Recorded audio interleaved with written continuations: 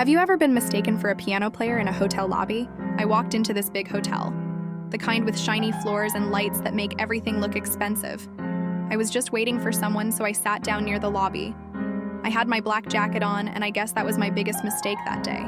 I was sitting there scrolling on my phone when this older woman walked straight to me. She looked serious and stressed. She tapped my shoulder and said the piano player is late, so please start playing until he arrives. I froze. I looked around trying to see who she was talking to, but it was just me. She pointed at the big piano in the middle of the lobby, and she stood there waiting for me to move. Before I could even explain, she said, "Guests are arriving in 10 minutes, so please get started."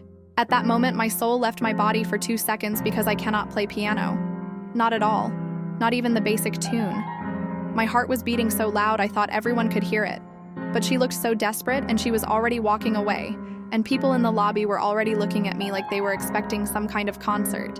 So I stood up slowly and walked to the piano like someone walking to their own funeral. If you want to hear the full story, go to my channel or click the link below to watch the full video. I sat down at the piano and lifted the lid. My hands were shaking. My brain was empty.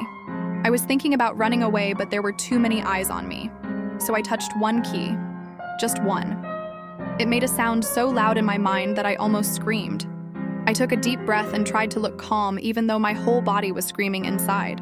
I started tapping random keys as slowly as possible, hoping it would sound like some deep artistic warm-up. I kept moving my head like I knew what I was doing. I stretched my fingers like I saw piano players do on videos. I prayed inside my heart, begging every angel in heaven to help me make at least one sound that would not embarrass me forever.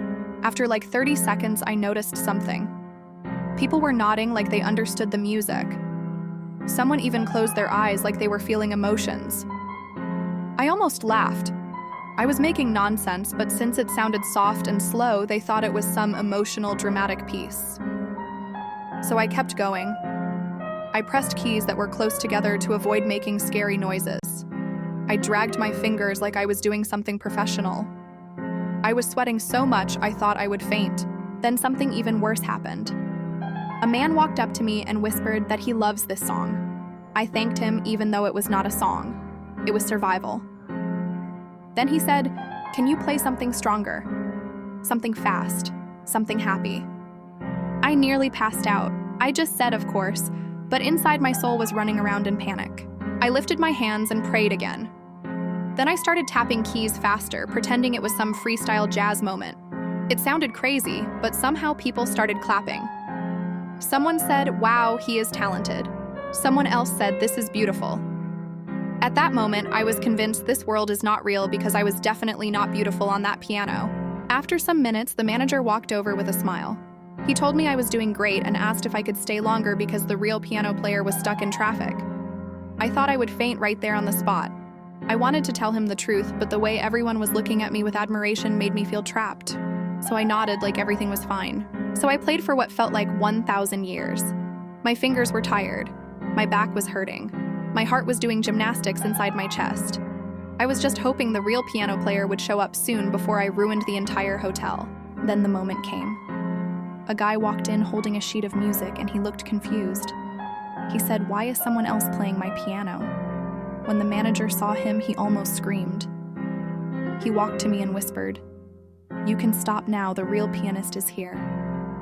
I have never stood up so fast in my life. I left that piano like it was burning me.